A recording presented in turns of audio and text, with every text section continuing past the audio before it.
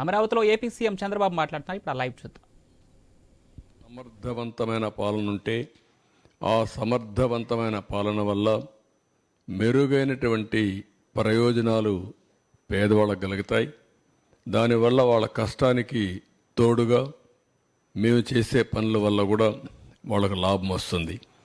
అట్లా కాకుండా పేదవాళ్ళ ప్రభుత్వంతో మాకు సంబంధం లేనుకుంటే ఒక బాధ్యత లేకుండా ఆలోచిస్తే వచ్చే కష్టాలకు కూడా మనం భరించాల్సి వస్తుంది. దానికి ఒక ఉదాహరణ పేదవాడికి ఏ విధంగా నష్టం జరుగుతుందో అన్ని విషయాల్లో ఉంది. ఇందులో కూడా మీరు ఒకసారి ఆలోచిస్తే ప్రజలందరికీ అర్థమవుతుంది. నేను ఒకటే చెప్తున్నా, పదే పదే మీలో చైతన్యం తేవడానికి, మీకు అర్థం కావడానికి, మీ భవిష్యత్తుతో వీళ్ళు ఏ విధంగా ఆడుకున్నారు, మీ భావితరాల మీ పిల్లల భావితరాల భవిష్యత్తు పైన ఎట్లా వీళ్ళు దెబ్బతీశారు అనే విషయాలు చెప్పడం నా బాధ్యత. అవి చెప్పి మీలో కూడా మీ ఆలోచనలు కూడా తీసుకొని, సామాన్య ప్రజానికం ఆలోచన తీసుకుంటాం, మీడియా ఆలోచనలు తీసుకుంటాం, బయట ఇంటలెక్చువల్స్ ఆలోచన తీసుకుంటాం. మళ్ళీ ఒక మెరుగైన పాలన ద్వారా మళ్ళీ రాష్ట్రాన్ని ముందుకు తీసుకుపోవడం కోసం ఈ ఎక్సర్సైజ్ చేస్తున్నాం. ఈరోజు అతి ముఖ్యమైన సబ్జెక్ట్ ఇది.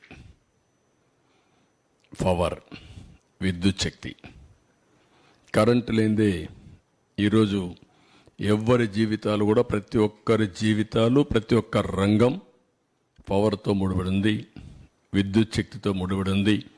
దీన్ని ఎంత సమర్థవంతంగా మనం అమలు చేసుకోగలిగితే అంత మెరుగైన జీవన ప్రమాణాలు, అదే మరిగా మనకు అన్ని విధాల లాభం జరిగే పరిస్థితి వస్తుంది. గత చరిత్ర కూడా ఒక స్లైడ్లో నేను చెప్పిన తర్వాత మొత్తం డీటెయిల్స్ కానీ వస్తాను. నెక్స్ట్, ఇది మీరు ఇక్కడ చూస్తే 95-2004 నేను మొట్టమొదటిసారిగా ముఖ్యమంత్రి అయినప్పుడు పవర్ సెక్టర్ రిఫార్మ్స్ 1.0 తీసుకొచ్చాం. That was the beginning. ఈ దేశంలో ఎవ్వరూ చేయలేనప్పుడు ఒక్క ఒరిస్సానే పవర్ సెక్టర్ రిఫార్మ్ తీసుకొచ్చి ఫెయిల్ అయ్యి వదిలిపెట్టారు. అప్పుడు నేను పవర్ సెక్టర్ రిఫార్మ్స్కి వెళ్ళాను. ఆ పవర్ సెక్టర్ రిఫార్మ్స్ వచ్చినప్పుడు దాన్ని మళ్ళీ మీకు ఎక్స్ప్లెయిన్ చేస్తాను. 2014 నుంచి 2019 మళ్ళీ నేను వచ్చే కొద్దికి నాకు 22.5 మిలియన్ యూనిట్లు కరెంటు కొరత, వారసత్వం. అప్పుడే 2.0. ఈసారి సోలార్, విండ్, ఇన్నోవేటివ్ పవర్ కోసం ముందుకు పోయాం. అవి కూడా ఏ విధంగా వచ్చాయి మీకు ఎక్స్ప్లెయిన్ చేస్తాం. 19-24 phenomenal increase in power tariff. నేను ఎన్నికల ముందు చెప్పాను, కరెంటు ఛార్జీలు పెంచకుండా వినూత్నమైన ఆలోచనలతో ఏ విధంగా చేయాలనో చేసి చూపిస్తానని చెప్పాను. వీళ్ళు వస్తానే విపరీతంగా పెంచేశారు. ఇంకొక పక్కన ఏదైతే 19-24లో అప్పులు కూడా విపరీతంగా పెరిగిపోయినాయి. 1,29,000 కోట్ల రూపాయలు అప్పు ఉన్నాయి ఇప్పుడు. నేను డీటెయిల్స్ మీకు ఎక్స్ప్లెయిన్ చేస్తాను. ఇంకా ఎక్కువ అవుతాయి. ఇంకొక పక్కన 19-24 ఇన్ఎఫిషియంట్ గవర్నెన్స్ వల్ల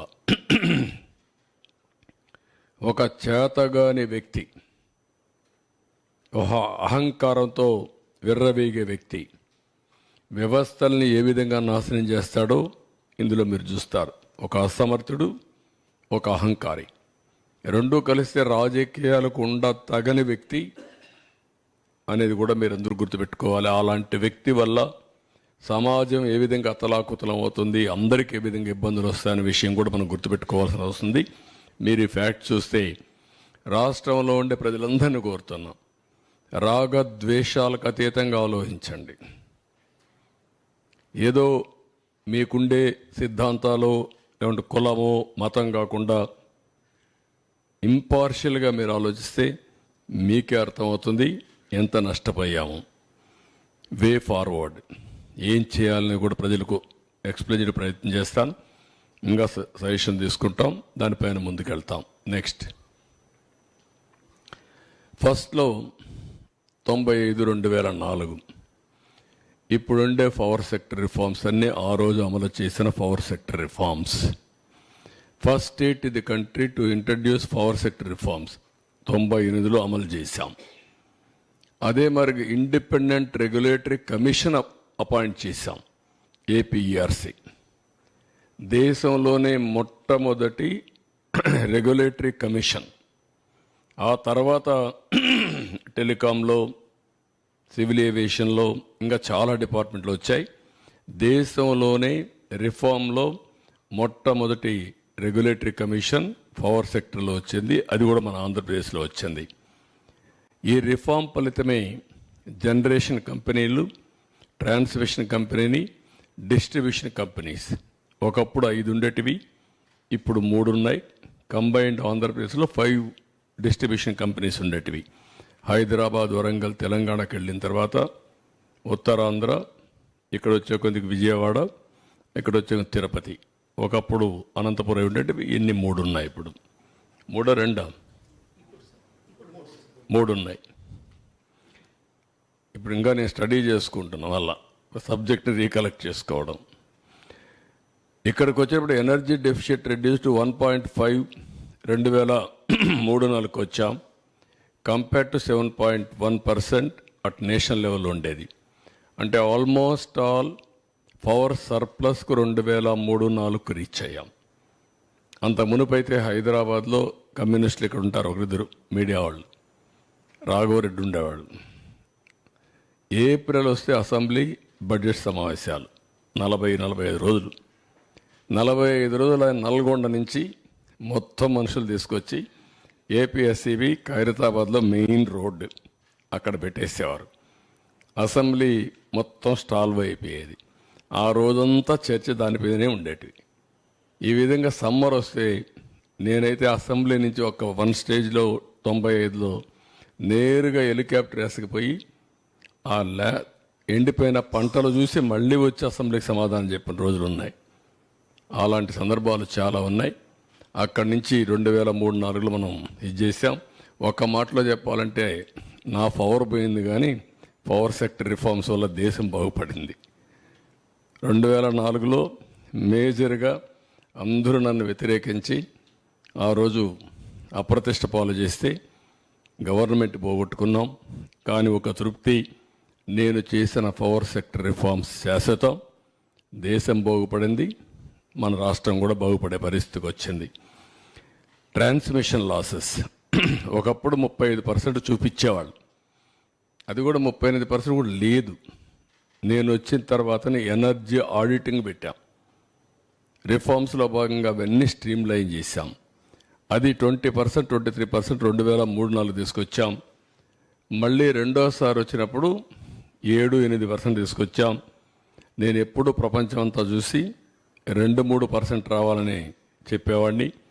ఆ విధంగా మొత్తం ట్రాన్స్మిషన్ లాసెస్ కానీ డిస్ట్రిబ్యూషన్ లాసెస్ కానీ పెద్దగా ఎత్తుగా తగ్గించాం. Next 14-19 power sector reforms 2.0. ఇక్కడ గ్రోత్, డిమాండ్ అండ్ కన్జంప్షన్ రెండు చూసుకున్న తర్వాత ఫస్ట్ టైం మీరు చూస్తే 22.5 మిలియన్ యూనిట్లు కరెంటు కొరత బై డిసెంబర్ 2014కి పవర్ మేనేజ్మెంట్ చేశాం. అక్కడి నుంచి బై జనవరి 2018కి అంత సర్ప్లస్ తీసుకొచ్చాం. ఇక్కడ మీరు చూస్తే పీక్ డిమాండ్ 6,784 మెగావాట్ల నుంచి 9,453 మెగావాట్లకు పెంచాం, 39%. కన్జంప్షన్ 40,174 మిలియన్ యూనిట్ల నుంచి 54,555 మిలియన్ యూనిట్లు పెంచాం, 36%. No power cuts, no tariff increase, no quality problems. Quality power ఇచ్చాం. పవర్లో మనం గుర్తుపెట్టుకోవాల్సింది, లో వోల్టేజ్ ఉన్నా బల్బులు కాలిపోతాయి, హై వోల్టేజ్ ఉన్నా కాలిపోయే పరిస్థితి వస్తుంది. అలాంటి పవర్ సప్లై చేయగలిగాం. Per capita consumption grow at 1003 యూనిట్ల నుంచి 1,234 యూనిట్లు పెంచగలిగాం, 23%. ఆల్ ఇండియా లెవెల్లో 1010 నుంచి 1,181 పెంచారు, 17%. గవర్నమెంట్ ఆఫ్ ఇండియా ప్రోగ్రామ్స్ అన్నీ తీసుకున్నాం. ఐపీడిఎస్, జీవైఏ, ఉదయ్, పవర్ ఫర్ ఆల్ ఇవన్నీ తీసుకొని ఒక 5,000 కోట్ల రూపాయలు గ్రాంట్ తీసుకొచ్చాం గవర్నమెంట్ ఆఫ్ ఇండియా నుంచి. ఫస్ట్ మూవర్ అడ్వాంటేజ్ పెట్టి అవన్నీ తీసుకొచ్చాం. అంత మునుపు కూడా వరల్డ్ బ్యాంక్ గ్రాంట్ తీసుకొచ్చాం. నేను సీఎంగా దిగిపోయిన తర్వాత రాజశేఖర రెడ్డి సీఎం అయితే 2,500 కోట్లో 3,000 కోట్లో నేను తీసుకొచ్చిన పవర్ సెక్టర్ రిఫార్మ్స్ బెనిఫిట్ అతనికి వచ్చింది. ఆ రోజు అది జరిగింది. ఇక్కడ మీరు చూస్తే కొత్తవి న్యూ థర్మల్ యూనిట్స్ 2 ప్రారంభించాం. ఒకటి VTPS, 2 కృష్ణపట్నం. ఇంకొక పక్కన ఎనర్జీ ఎఫిషియన్సీ ఇంప్లిమెంటేషన్లో అందులో రెడీనెస్లో వరల్డ్ బ్యాంక్ కూడా నెంబర్ 1 ప్లేస్ ఇచ్చారు, ఫస్ట్ ర్యాంక్ ఇచ్చారు. నెక్స్ట్ ఇక్కడ మీరు చూస్తే ఏపీ జెన్కో ఇన్స్టాల్డ్ కెపాసిటీ 4,114 మెగావాట్ల నుంచి 3,099 మెగావాట్లు పెంచాం. 75% పెరిగింది. 7,213 మెగావాట్లు అయింది. ట్రాన్స్మిషన్ కెపాసిటీ 29,863 MVA నుంచి 17,124 MVA పెంచాం. ఈ దగ్గర 57%. 46,987 MVA పెరిగింది. Installed renewable energy capacity solar, wind రెంట్లో కూడా బ్రేకప్ ఇచ్చారు. 1,342 మెగావాట్ల నుంచి 6,374 మెగావాట్లు పెంచాం. 475%. 7,716 మెగావాట్లు అయ్యింది. సోలార్ కెపాసిటీ 66 నుంచి 2,979 మెగావాట్లు పెంచాం. 45.14% పెరిగింది. 3,045 మెగావాట్లు పెరిగింది. 4,514%.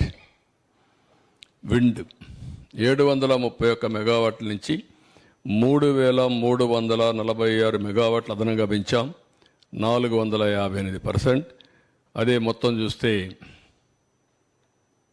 ఏంటో బ్యాటరీ అయిపోయి ఉంటుంది. 4,077 మెగావాట్లు అయింది. టోటల్ జనరేషన్ కెపాసిటీ 5,456 ఉంటే దాన్ని 9,473 పెంచి కట్ అయిపోతుంది చూడండి. 9,473 మెగావాట్లు పెంచి 174% పెంచి 14,929 మెగావాట్లు చేశాం. నెక్స్ట్ మీరు ఒకసారి అవార్డ్స్ చూస్తే ట్రాన్స్కో 12, జెన్కో 27, అదే మాదిరిగా ఈస్టర్న్ పవర్ 48, నెడ్ క్యాప్ 43, ఏపీఎస్పీసీఎల్ 9, ఇంకా ఒక 5 నెడ్ క్యాప్, ఇవన్నీ మొత్తం మీరు చూస్తే 145 అవార్డులు వచ్చాయి. అదే మాదిరిగా నోటబుల్ అవార్డ్స్ వచ్చి national and international agencies best power utility ఉందా తీసురా, బెస్ట్ బ్యాక్,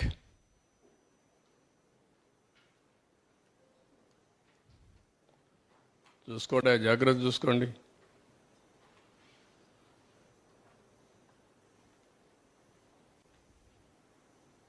ఏది ఓకే, ఇది కరెక్ట్గా రావడం లేదు, ఎతకాలి, అలవాటు కావాలి. బ్యాక్ మొత్తం మీరు చూస్తే బెస్ట్ పవర్ యూటిలిటీ,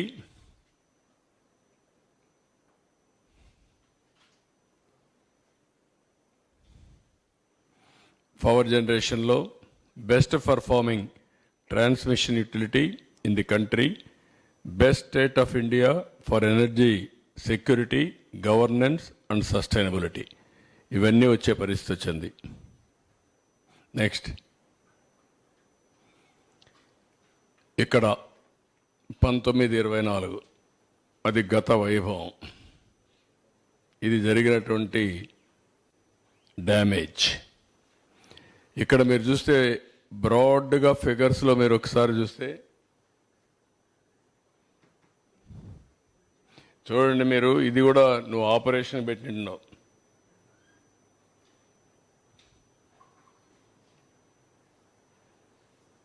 రెండో కన్ఫ్యూజ్ అవుతుంది, తీసుకెళ్ళు. ఒళ్ళు దగ్గర పెట్టుకొని పనిచేయండి. తమాషాలు ఆడుతున్నారు. చూసినప్పుడు టారిఫ్ బర్డన్ ఆన్ కన్జ్యూమర్స్, గవర్నమెంట్లో కూడా ఉండేవాళ్ళు మరి పని చేస్తున్నారు. వారసత్వంగా వచ్చాయి మాకు ఇవన్నీ. తొలి రోజు వస్తే కమ్మోడు కూడా పనిచేయాలా, రూములు పనిచేయాలా, ఏసీలు పనిచేసే పరిస్థితి లేదు. ఇక్కడ ఎవడో పట్టించుకున్న నాదుడు కనపడలేదు కదా. అట్లా తయారైపోయారు. మన రూమ్లో కూడా ఏం పని చేయకుండా ఉండే పరిస్థితి వచ్చేసింది. ఆ రూమ్కి ఎవరు వచ్చినట్టు లేరు. వీళ్ళకందరికీ ఇంకా పాత వాసన అట్నే ఉంది. ఇక్కడ చూసినప్పుడు టారిఫ్ బర్డన్ ఆన్ కన్జ్యూమర్స్ 32,166 కోట్లు పడింది. రెండు అప్పులన్నీ అన్ని యూటిలిటీస్ కలిపి 49,596 కోట్లు.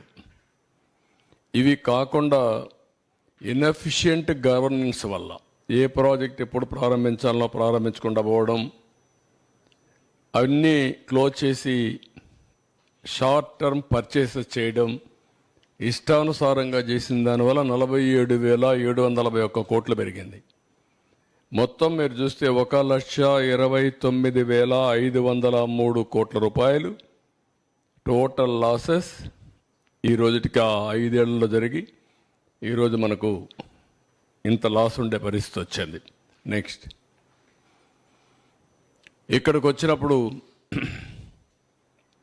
టారిఫ్ బర్డన్ ఆన్ కన్జ్యూమర్ 32,126 కోట్లు చూపించాం. అప్పులు 49,596 కోట్లు, 81,762 కోట్లు ఈ రెండు వల్ల వచ్చింది. ఇది కాకుండా ఇన్ఎఫిషియన్సీ హెడ్స్ ఇచ్చాం ఒక 7 దాకా. ఒకటి VTPS, 2 కృష్ణపట్నం. ఈ 2 డిలే అయినాయి. దానికి షార్ట్ టర్మ్ పర్చేసెస్ చేశారు. 12,808 కోట్ల రూపాయలు అదనంగా భారం పడింది.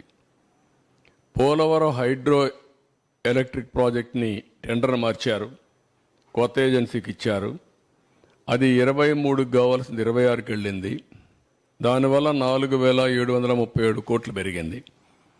Additional impact of power, short term power purchase అందులో కవర్ అయింది కాకుండా చూస్తే 2,691 కోట్లు పెరిగింది. 7,000 మెగావాట్లు సోలార్ పవర్ ఫ్రమ్ సెకీని తీసుకుంటామని చెప్పి ఒప్పందం చేసుకున్నారు. దానికి సంవత్సరానికి 3,850 కోట్లు, 25 ఏళ్ళు ఒప్పందం. అది అదనంగా 25 ఏళ్ళు పడుతుంది. ఇంకా రాబోయే రోజులు ఇంకా స్టార్ట్ కాలేదు, అది ఎప్పటి నుంచో స్టార్ట్ అవుతుంది కూడా చూపిస్తాను. తర్వాత interest burden due to borrowings 10,892 కోట్లు పడింది. Accumulated losses due to poor performance of discoms and also APPDCL 9,618 కోట్లు. బ్యాకింగ్ డౌన్ ఆ పవర్ స్టేషన్ని కెపాసిటీ తగ్గించడం, నిలిపేయడం, ఆ టైంలో షార్ట్ టర్మ్ పర్చేసెస్ కొనడం, ఇలాంటి కొన్ని చేశారు. దానివల్ల ఒక 3,035 కోట్లు పెరిగింది. అంటే మన కెపాసిటీ ఉంది, ఆ పవర్ ప్రాజెక్ట్ ఆపరేట్ చేయరు, థర్మల్ ఆపరేట్ చేయకుండా వదిలిపెట్టి బయట కొన్నారు. దానివల్ల కూడా విపరీతంగా పడింది. మొత్తం కలిస్తే 47,740 కోట్లు. గ్రాండ్ టోటల్ చూసినప్పుడు 1,29,503 కోట్లు పెరిగింది.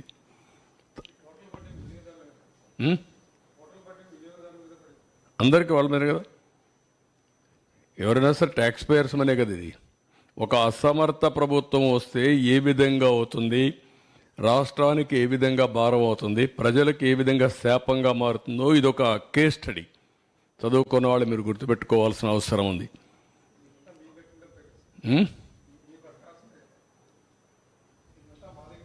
మీ దగ్గర నుంచి వస్తే చేస్తారు, ఇంకెక్కడి నుంచి చేస్తారు? రాష్ట్రంలో అన్ని మీ దగ్గర నుంచి. Next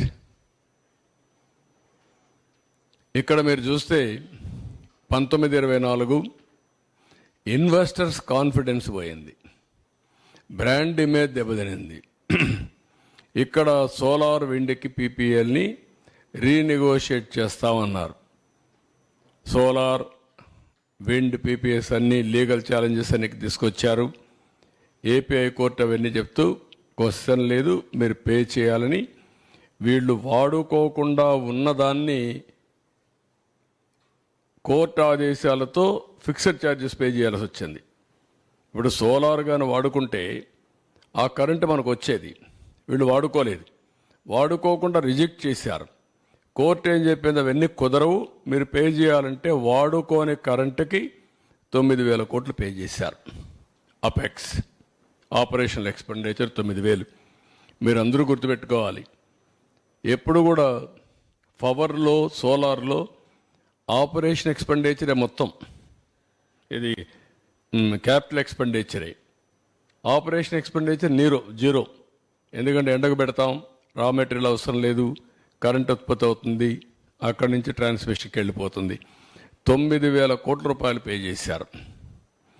removal of incentives already announced in earlier పాలసీస్లో 15, 18 ఎక్సెట్రా అన్నీ వచ్చాయి. 21 విండ్ మిల్స్ పీపీఏలు అవన్నీ అగ్రిమెంట్స్ ఇది చేశారు. అవన్నిటి వల్ల కూడా మళ్ళీ ఏపీఆర్సీ క్యాన్సిల్ చేసి 21 విండ్ దీన్ని ఇది చేశారు. హైకోర్టు డైరెక్ట్ చేసింది, వాళ్ళకు కూడా పే చేయాలని చెప్పారు. మొత్తం కూడా this is the burden. Next, ఇంకొక పక్కన మీరు చూస్తే cancellation of contracts AP Transco with CRDA.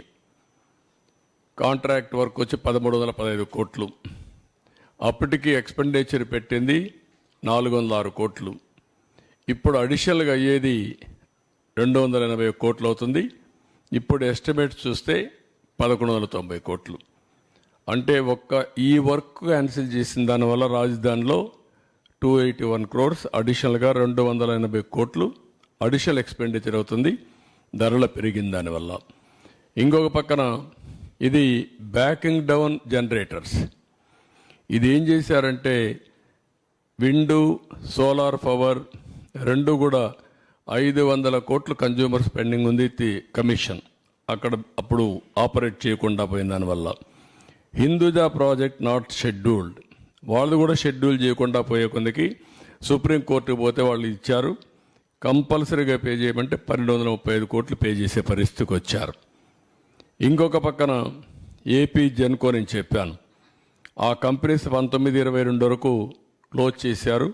Short term అంటే తాత్కాలికంగా కరెంట్ అంతా ఓపెన్ మార్కెట్లో కొన్నారు, దానికి అడిషనల్గా బర్డన్ అయింది. నెక్స్ట్, ఇక్కడ ఇవన్నీ కలిపితే మీరు చూస్తే tariff increase 16,699. True up or fuel surcharge. నాకు ఇవన్నీ కొత్త పదాలు, అప్పట్లో లేవు. నేను ఉన్నప్పుడు నేను కరెంట్ ఛార్జ్ ఒకటే వేసేవాళ్ళం. ఇన్నోవేటివ్లో వచ్చారు వీళ్ళు, తెలివినంతా ఉపయోగించారు.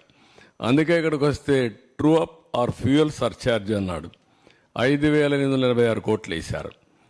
ట్రూ అప్ ఛార్జెస్ అన్నారు, 3,977 కోట్లు వేశారు. ఎలక్ట్రిసిటీ డ్యూటీ 5,604 కోట్లు అయింది, ఒక యూనిట్కి ₹1 వేశారు. ఆ డబ్బులు ఎవరికి పోవాలి? ఎలక్ట్రిసిటీ డ్యూటీ యూటిలిటీకి పోవాలి, గవర్నమెంట్ తీసుకున్నారు.